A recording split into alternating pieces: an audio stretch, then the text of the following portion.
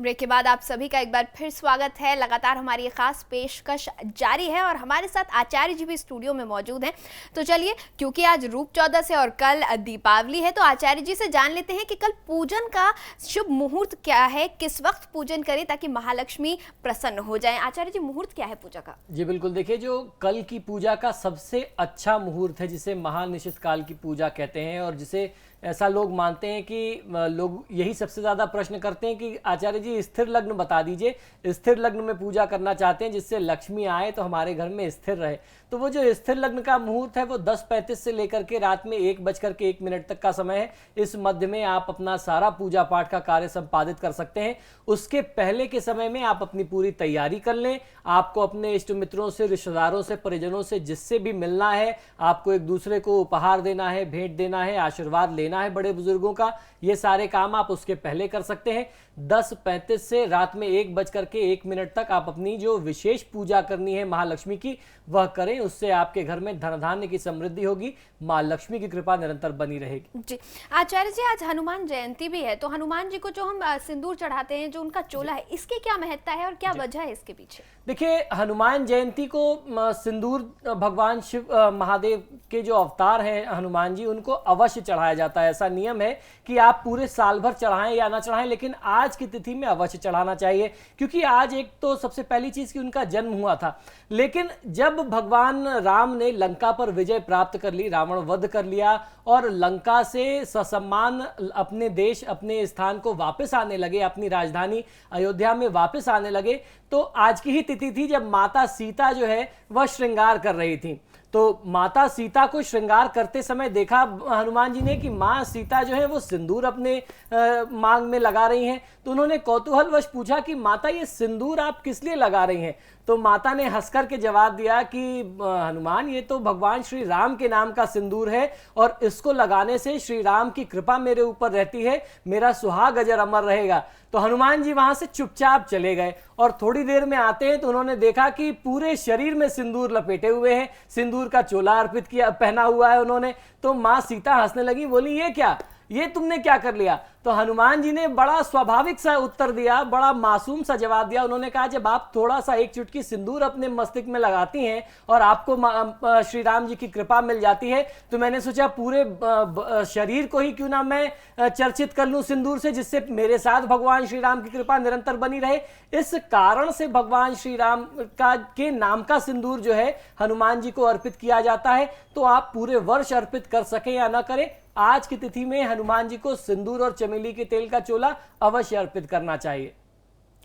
बिल्कुल आचार्य जी, ये तो आपने बहुत ही ज़्यादा ज्ञानवर्धक बात हमें बताई कि आखिर वजह क्या है कि हनुमान जी को सिंदूर चढ़ाया जाता है और सिंदूर का ये जो चोला है वो हनुमान जी धारण किए हुए हैं। यही स्वरूप हमने हनुमान जी का देखा हुआ है। फिलहाल हमारे सहयोगी हमारे साथ जुड़े हुए हैं। लखनऊ से अभिषेक हमारे साथ है, जयपुर से महेंद्र हमारे साथ जुड़े हुए हैं, तो वहीं दिल्ली से राहुल डब्बास और साथ ही साथ उत्तराखंड की राजधानी देहरादून से राहुल सिंह शेखावत भी हमारे साथ जुड़े हुए हैं। हम लखनऊ का रुख करेंगे जहाँ पर अभिषेक हमारे साथ हैं। अभिषेक, लोग आज इस पर्व को किस तरीके से मना रहे हैं? क्या रूप चौदस की क्या धूम आज है बाजारों में?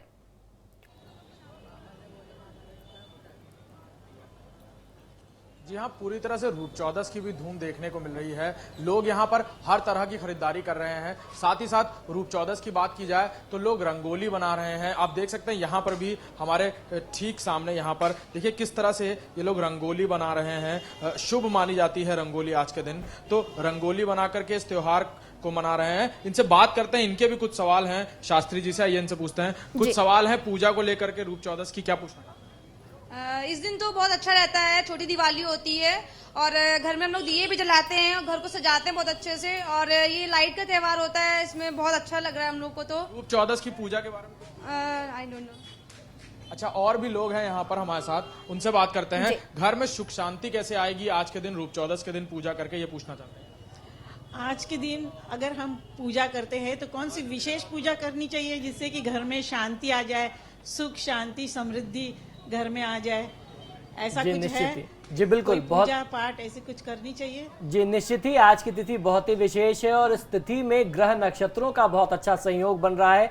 सबसे बड़ा अच्छा संयोग ये है कि शनिवार की तिथि स्वयं हनुमान जी को समर्पित है, तो आज की तिथि में यदि आप हनुमान जी के मंदिर में, और क्योंकि हनुमान जी जो हैं वो शंकर भगवान के अवतार हैं, तो शंकर भगवान के मंदिर में, अपने घर के पूजा स्थान में यानी अपने घर के मंदिर में, और जहां पे आपने अपने घर में तुलसी का पौधा लगा रखा हो, अमूमन हर हिंदू घर में, हर सनातन परिवार में तुलसी का पौधा अवश्य होता है, उस स्थान में आपको एक एक सरसों के तेल का दीपक लगाना चाहिए।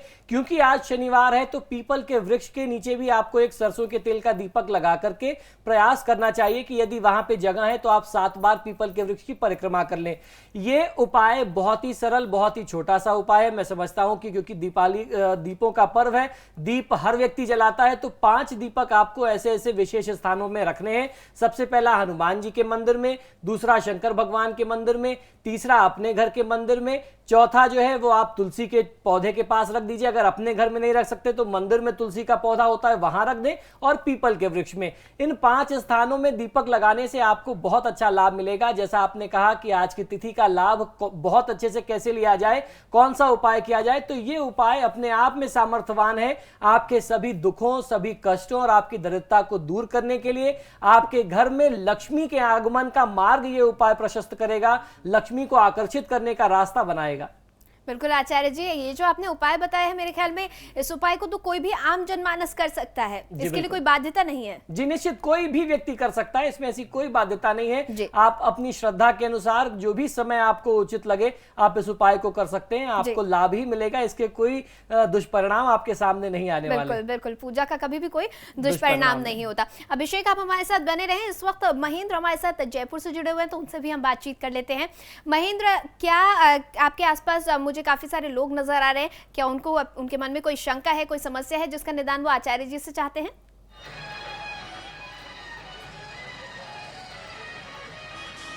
देखिए, यहाँ कई भक्त हमारे साथ हैं जो यहाँ दर्शन करने आए हैं। हनुमान जयंती है आज, और माना जाता है कि हनुमान जयंती के दिन क्या पूजा अर्चना करने से, सुंदर पाठ करने से क्या है मनोकामना सिद्ध होती है, कष्टों का निवारण होता है। जी, आप आए हैं, किस प्रकार का आपको हमारे स्टूडियो में पंडित जी बैठे हैं, किस प्रकार का सवाल पूछना चाहते हैं आप उनसे? पंडित जी बैठे। हाँ, किस प्रकार का सवाल होगा? पंडित जी के लिए सवाल मेरा ये है, एक तो मेरा नाम राजेंद्र कुमार है, तो उनके लिए सवाल ये है कि मतलब कि शुभ मुहूर्त क्या है कि पटाखे में छुड़ाए, शुभ मुहूर्त कल का। पंडित जी, सवाल है कि ये मुहूर्त क्या है जो पटाखे छुड़ाने का, किस प्रकार का मुहूर्त है? देखिए, पटाखे छुड़ाने के लिए कोई मुहूर्त नहीं होता, मुहूर्त तो पूजा के लिए है। पटाखे तो आप अपनी खुशी से किसी भी समय छुड़ा सकते हैं, उसका आनंद आप कभी भी ले सकते हैं, उसके लिए कोई बाध्यता नहीं है। बच्चों के लिए कोई बाध्यता ऐसी नहीं होती। बिल्कुल महेंद्र, तो कोई बाध्यता नहीं है, पटाखे हम किसी भी वक्त छुड़ा सकते हैं, लेकिन पूजा के लिए शुभ मुहूर्त जरूर है। तो आप हमारे साथ बने रहें। फिलहाल राहुल सिंह शेखावत के पास हम चलते हैं, देहरादून में, जो कि मौजूद हैं। राहुल, लोगों ने क्या कुछ तैयारियां की हुई है?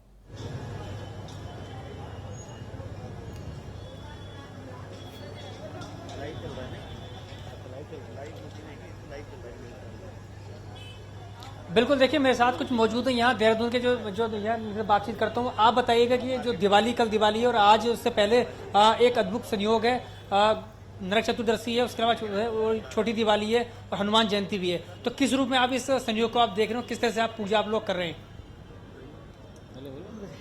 हम पहले जो है हनुमान जी की पूजा करते हैं, फिर जो है अपने घर पे दिए जलाते हैं, बाहर लगाते हैं, और इस प्रकार से हम दिवाली पे अच्छाई बुराई पर अच्छाई का प्रतीक मानते हैं दिवाली को।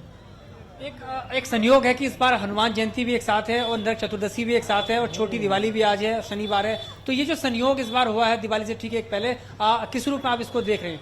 हमेशा अच्छे संयोग, अच्छे रूप में देख रहे हैं, संयोग देख रहे हैं कि इससे अच्छे रूप में देख रहे हैं ताकि विश्व का कल्याण हो, इसमें इसको देखते हुए ऐसा अच्छा संयोग रहेगा। ऐसे कभी कभी पड़ता है, बहुत समय बाद पड़ा है ऐसा संयोग। ये बहुत अच्छी बात है कि बहुत समय बाद पड़ा है। और इसमें क्या कहते हैं, नरक इसमें पास उससे पंचमेवा से इसका हनुमान जी का भोग लगाए, हनुमान जी का लंगोट चढ़ाए, और इस मतलब बहुत अच्छा दिन पड़ा है ये। बिल्कुल, आप देख सकते हैं, इनका कहना है कि बहुत ही जो संयोग इस बार हुआ है कि काफी अच्छा और काफी समय बाद ऐसा हुआ है। तो ये उनका कुल मिलाकर उनको जो कहना है कि संयोग एक बहुत अच्छा, वो अपने घरों बिल्कुल में राहुल, हर कोई इस संयोग का लाभ उठा लेना चाहता है। हर कोई यही चाहता है कि हम ज्यादा से ज्यादा लाभ उठा सके, अच्छे से उपाय करें, पूजन करें, ताकि हम पर कृपा बनी रहे उस शक्तिशाली प्रभु की। तो हम सीधा रुख करेंगे अब दिल्ली का, जहां पर राहुल डबास हमारे साथ जुड़े हुए हैं। राहुल, सड़कें आज सुनसान पड़ी हुई हैं क्योंकि लोग घर जा चुके हैं और कुछ सख्ती पुलिस की तरफ से भी की जा रही है। ऐसे में दीपावली के त्योहार पर आपको क्या लग रहा है, कितनी रौनक मिल पाएगी?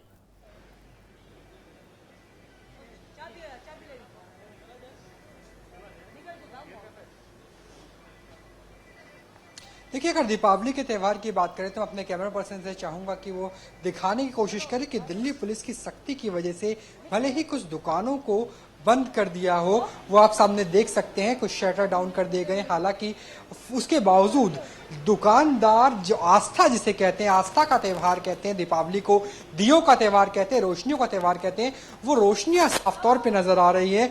दुकानों के बाहर मोमबत्तियां नजर आ रही है और बाकायदा उसे जलाया जा रहा है। और कोशिश यही है कि भले ही दिल्ली पुलिस की वजह से दुकानें बंद करनी पड़े, लेकिन दिए कम से कम जलते रहने चाहिए, रोशनी होती रहनी चाहिए, और यही चीज साफ तौर पे यहाँ पर नजर आ रही है। जी बिल्कुल राहुल, आप हमारे साथ बने रहें, आप चारों ही सहयोगी हमारे साथ बने रहें। फिलहाल आचार्य जी, आज हम रूप चौदस मनाते हैं। रूप चौदस का कोई संबंध क्या रूप से, श्रृंगार से भी है? क्या महिलाओं का श्रृंगार का कुछ महत्ता है आज के दिन में? जी बिल्कुल, आज महिलाओं के श्रृंगार की विशेष महत्ता है और यह बंधन सिर्फ महिलाओं तक नहीं है, ये पुरुषों पर भी समान रूप से लागू होता है। जिस तरीके से मैंने बताया कि आज के दिन में, आज सुबह ब्रह्म मुहूर्त में उठ करके पूरे शरीर में तेल लगा करके तैलाभंग स्नान करने से रूप की प्राप्ति होती है। भगवान श्री कृष्ण का ये आशीर्वाद, ये वरदान है। जिस समय नरकासुर का वध किया था तो नरकासुर ने मरते समय भगवान श्री कृष्ण से वरदान मांगा था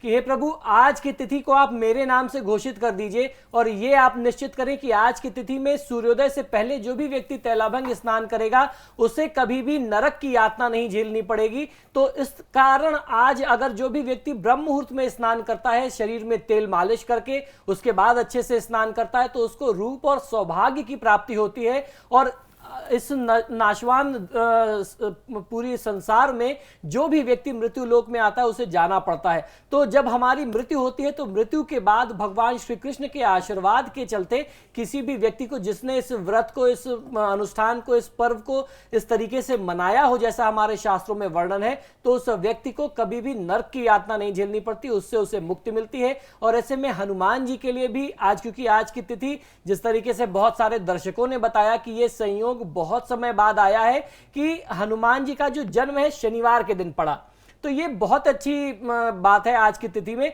तो आज की तिथि में यदि आप हनुमान जी की आराधना करते हैं, श्री कृष्ण की आराधना करते हैं, उनकी कृपा से आपको रूप और सौंदर्य की प्राप्ति होती है और आपका सौंदर्य जो है ऐसा होता है कि आप किसी को भी मोह सकते हैं, समाज को, सबको अपने वश में कर सकते हैं, नियंत्रण में कर सकते हैं, सब पर आपका प्रभाव बनता है। जी। और आचार्य जी, इस वक्त कुछ दर्शक हैं हमारे फोन लाइन पर जुड़े हुए हैं। गाजियाबाद से पीके शर्मा हमारे साथ जुड़े हुए हैं, आप अपना प्रश्न करें। जी पंडित जी नमस्कार। जी नमस्कार। पंडित जी, मैं जानना चाहता हूं कि दीपावली के मौके पर जुआ खेलने का भी कुछ महत्व है जो बताया जाता है, उसका सही समय कुछ होता है क्या? जी देखिए, उसका सही समय निश्चित तौर पे होता है। जुआ खेलने का कारण इसको एक लाभ के तौर पे लिया गया है, इसको आज के समय में लोगों ने गलत स्वरूप दे दिया। आपने बहुत अच्छा प्रश्न किया, इस तरफ हम लोगों का दिमाग नहीं गया था, ध्यान नहीं गया था, आपने हमारा ध्यान बहुत अच्छे प्रश्न तरफ आकृष्ट किया है। देखिए, जुआ खेलने का मतलब, जीतने का मतलब जो है वो धन के आगमन से जुड़ा है और पहले समय में इसको बहुत एक संयोग की तरह, शुभ संयोग की तरह देखा जाता था। परिवार के सदस्यों के बीच में खेला जाता था, जहां पे सब आपस में बैठ के एक अच्छे वातावरण में अच्छाई के साथ खेलते थे, इसमें कोई बुराई संलिप्त नहीं थी। लेकिन आज इस खेल का स्वरूप भी बदल गया है, इसको सिर्फ शुभ करने के लिए खेला जाता था, उसमें हार जीत कोई बहुत बड़ा कारण या कोई बहुत बड़ा मैटर नहीं होती थी। आज के समय में जिस तरीके से दिवाली पर भी बहुत बड़े बड़े सट्टे लगाए जाते हैं, ये उसका बिगड़ा हुआ स्वरूप है। तो पहले खेलना और जीतना बस यही था कि मां लक्ष्मी की कृपा होती है। और जहां तक आपने इसके मुहूर्त की बात की, लक्ष्मी का मुख देख करके यदि कोई स्थिर लग्न में बैठता है, जब लक्ष्मी समक्ष बैठे, समक्ष पड़ रही हो, तो निश्चित तौर पर व्यक्ति जीतता है।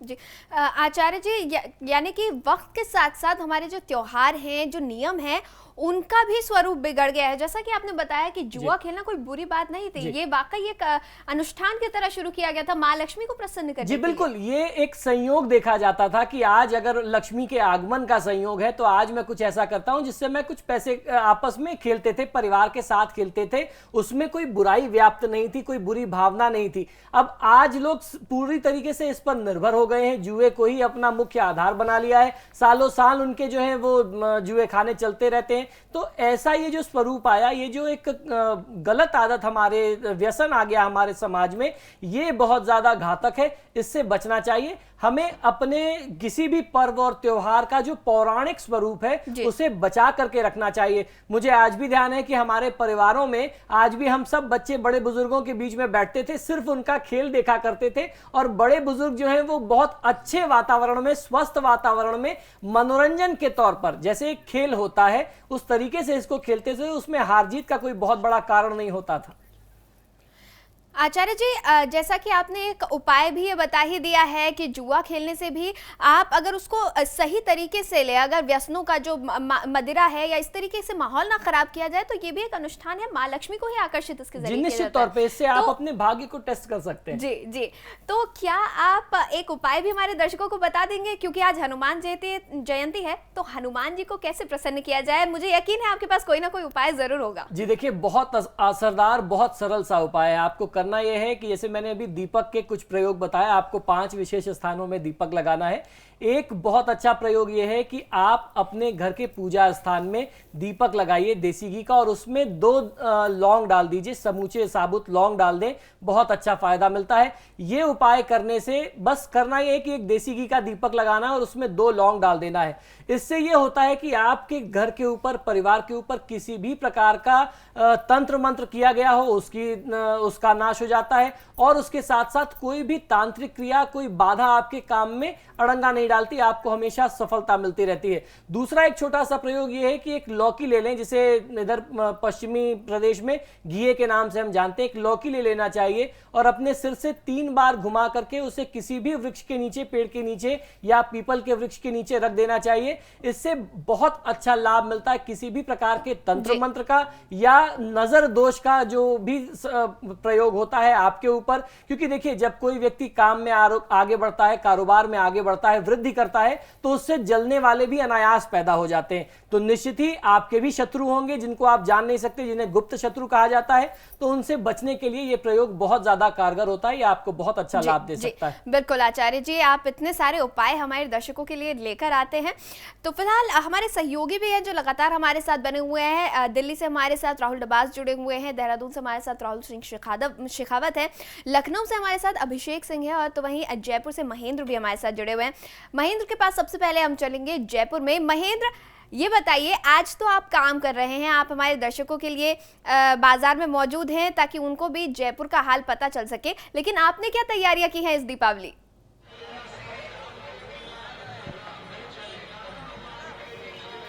देखिए, आज दिवाली के मौके पर विशेष खरीदारी लोगों ने की है। शुभ मुहूर्त आया है, काफ़ी सालों बाद इतना अच्छा मुहूर्त आया है, और आज हनुमान जयंती है और शनिवार के हनुमान जयंती पड़ी है, तो ये बहुत अच्छा मौका है खरीदारी का। लोग खूब खरीदारी कर रहे हैं और बड़ा उल्लास देखने को मिल रहा है लोगों का। और हम मंदिर के सामने खड़े हैं, लोग मंदिर के यहाँ हनुमान के दर्शन करने आ रहे हैं और यहाँ आके बैठ के पाठ कर रहे हैं, हनुमान चालीसा कर रहे हैं। हम कुछ लोगों से बात करते हैं किस प्रकार से लोग यह मना रहे हैं, अपना उत्साह किस प्रकार से दिखा रहे हैं।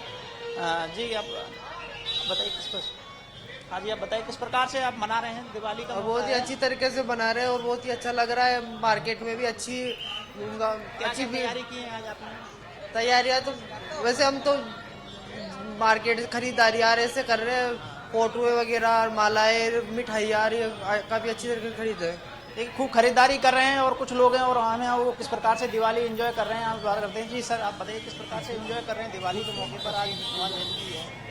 आज पूरे देश के अंदर, पूरे भारतवर्ष के अंदर रूप चतुर्दशी का त्यौहार बहुत भव्य रूप से मनाया जा रहा है, क्योंकि इस दिन एक तो हनुमान जी का जन्मदिन भी होता है 12 बजे के बाद, और जगह जगह मंदिरों के अंदर भव्य प्रोग्राम होते हैं जिसमें हनुमान जी महाराज का अभिषेक होता है।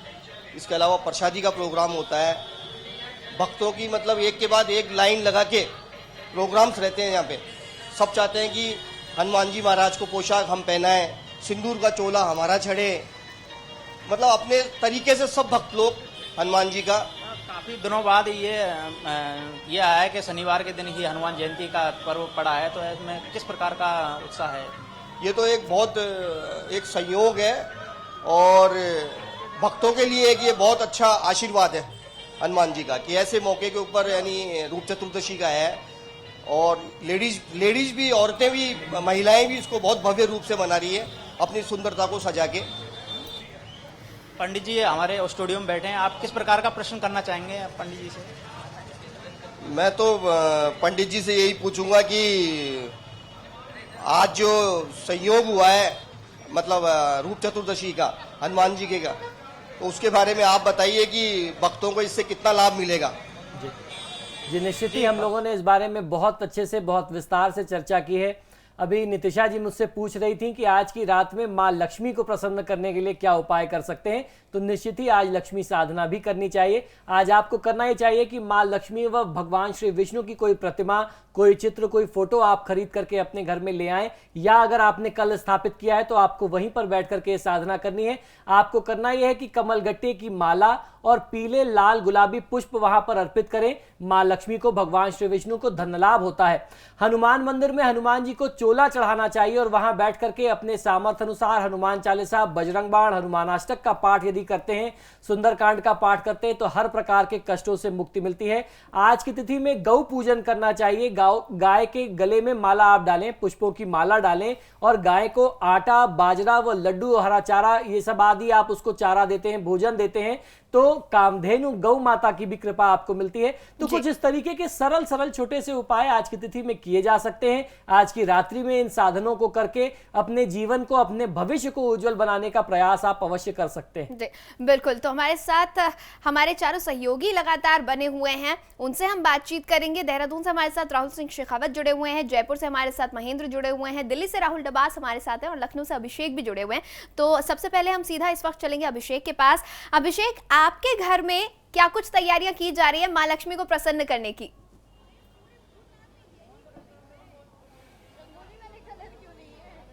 जी, व्यस्तता के बीच मैं खुद ज्यादा तैयारियों में नहीं शामिल हो पाया, लेकिन ये जरूर है कि घर में शुभ चीजें खरीदी जा रही हैं। गहने की बात की जाए या चांदी के सिक्कों की बात की जाए तो कल चांदी के सिक्के खरीदे गए थे और अभी थोड़ी देर पहले मेरी माँ से बात हुई मेरी, तो वो घर में रंगोली बना रही हैं। उनका कहना है कि रात में रंगोली शुभ होती है और माँ लक्ष्मी का आगमन जब होता है तो वो रंगोली उसमें बहुत कारगर साबित होती है। उनके पैर बनाए जाते हैं माँ लक्ष्मी के, मंदिर की जगह तक, दरवाजे से अंदर जाते वक्त और मंदिर की जगह तक उनके पैर बनाए जाते हैं। बिल्कुल अभिषेक, आपके साथ काफी सारे लोग भी वहां पर मौजूद हैं इस वक्त, हम चाहेंगे आप उनसे भी थोड़ी सी चर्चा कर लें।